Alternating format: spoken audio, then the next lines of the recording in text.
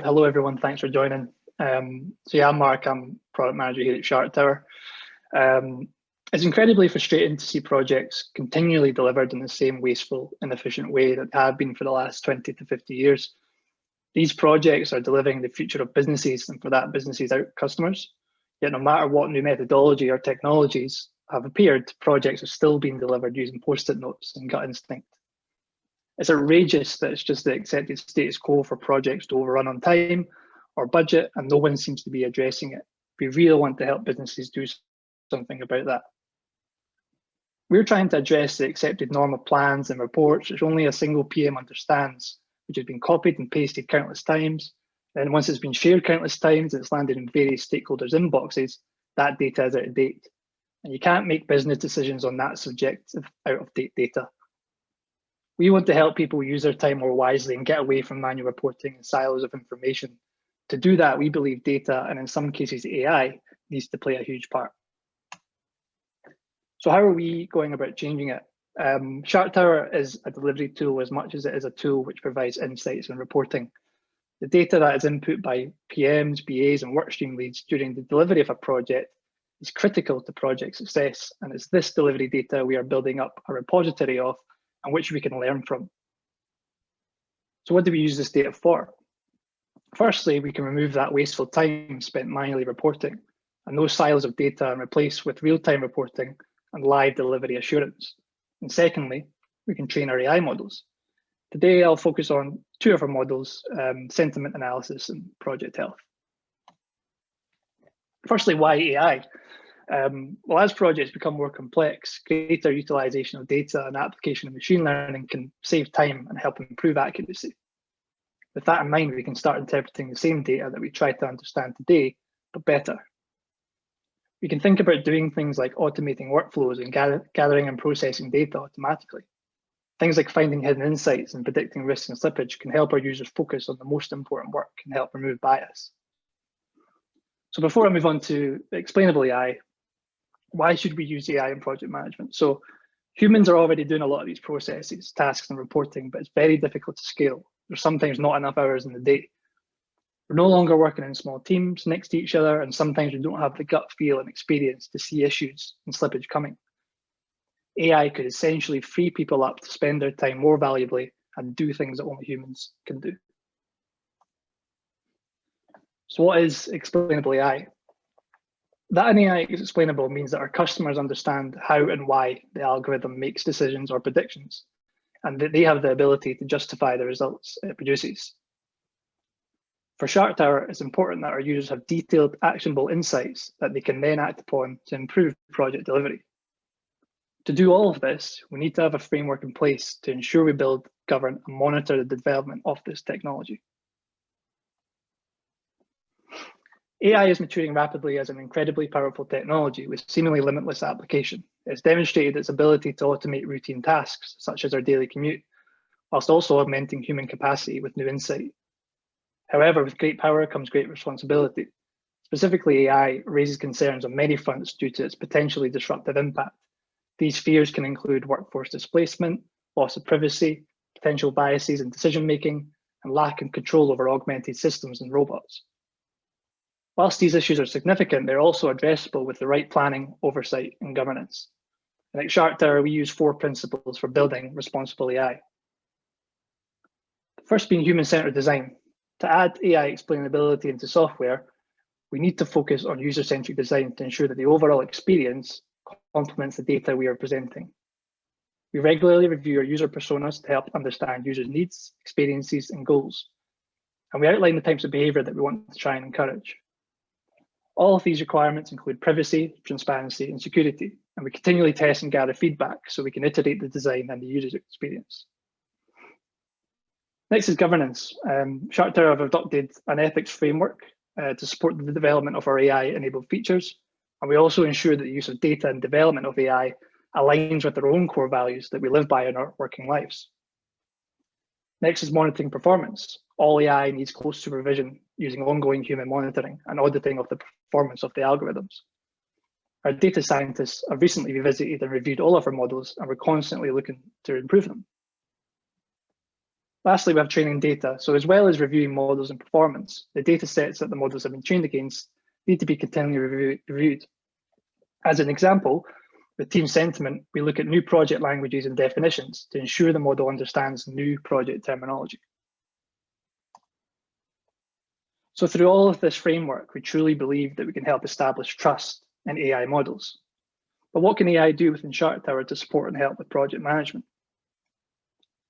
So firstly, team sentiment. In our current situation, we're no longer working closely together in an office. We're instead split up across our homes. And with this in mind, it's much harder to gauge sentiment and team outlook on day-to-day tasks. AI can assist us with this by interpreting team sentiment using natural language processing against project and work item comments. This can help our users identify where perhaps certain tasks or activities are needing some TLC, or hopefully where things are going really well and can be celebrated. With project health, we look to show true project status by interpreting project data. The industry project status de facto of RAG can be subjective, biased, and coarse. Projects remain stuck in amber for too long and people are scared to go red, resulting in delivery inefficiencies. Our goal here is to find an innovative quantitative measurement of project delivery status and using machine learning to analyze various factors of delivery data that then shows an overall score in comparison with other projects in the user organization. From here, there are actionable insights for the user to improve their score and identify potential problematic areas of the project.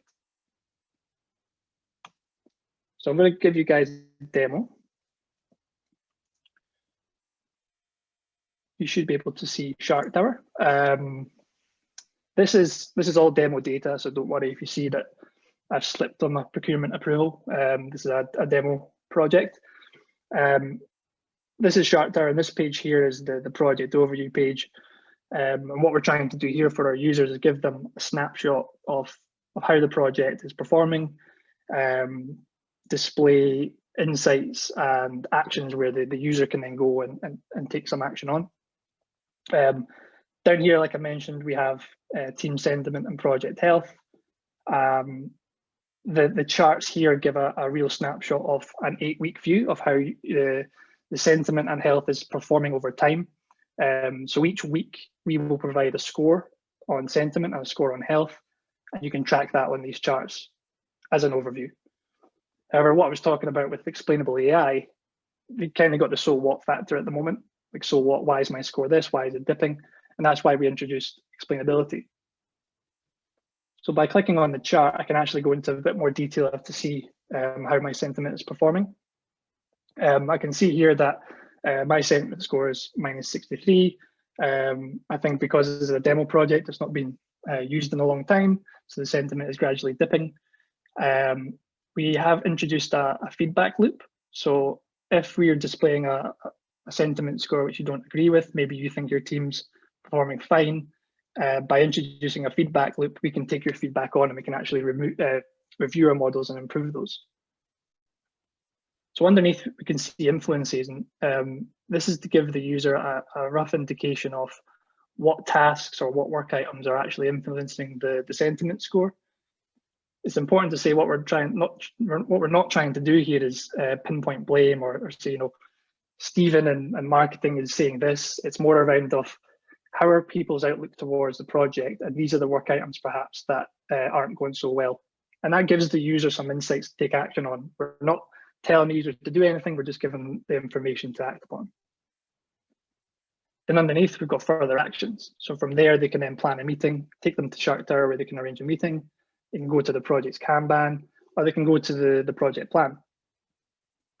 For example, this one here, influences, we've got a green arrow, which indicates that this has actually had a positive impact sentiment on onboarding Andrew and getting answers to customer address. So I can actually go into that task, have a look at the title, the description, and then I can see the comments below here. So I've actually said to Lindsay, this is looking good, it's 90% complete. So you can see there that it's got some positive sentiment towards there. In a similar fashion with project health, the difference here, we actually display a company average, so you can see how your project is performing against other projects in the organization. We what's given me some positive factors toward a score and what's actually given me some negative factors. So positively, 6 work items have completed in the past week. However, that is lower than the company average. Negatively, I've got 1 blocked work item, and that has an expected completion date in the next week. And 1 activity has items within them that are now overdue and at risk of delaying the project. And what we've tried to do here is provide an area of focus for next week. So how can the user actually improve their score? And by improving their score, they can then increase the health of the project and give a better chance of the project delivering on time. So here I've detailed, the system has detailed what's the blocked items, what are the overdue items that are mentioned previously. And similarly with sentiment, I can actually go straight into these items, and I know that's Craig's picture, so I know Craig's managing that task. It looks like it's 3 months late and it's blocked, so I think I'll be speaking with Craig on that one. And then there's a few overdue items there as well. And then I can plan further actions as well. So maybe I need to plan a meeting with Craig to talk through those items. Then hopefully the next week my score will improve.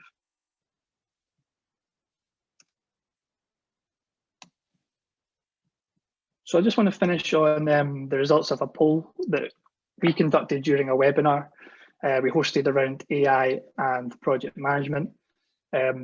The audience being project managers and program managers from across various industries. So I'm quite happy to see that 60% were excited, but it's also worth noting that nearly a quarter were still cautious. I am really keen to get other people's views, so please reach out to me on LinkedIn or email, or feel free to ask some questions as well.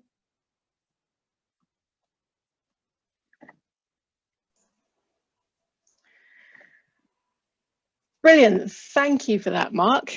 I've got 1 question so far through on chat, which I'll just read out, and we'll see if we get any more questions. So this one's quite an interesting one that we get a lot. But the question is, what does the pandemic mean for historical data that AI uses in machine learning to predict the future? It's a good question. I guess ultimately we can't predict anything accurately in the world at the moment. But by having learning technologies on top of your data, you can quickly learn how well you're estimating projects and how your completion rates are changing. So you can actually rapidly respond to those changes. A huge aspect is understanding the sentiment. So applying that NLP and other commonly available AI technology. What we do in Sharktower is look at all the text that exists in all the projects, the way people have written work, the way they commented on it, the way they've written a status report, even the way they've defined an activity, task, or story. And we look at that across the lexicon of project language to see through the project nuance, and we can understand sentiment or engagement of teams. When teams become disengaged, it's probably the biggest risk to your project.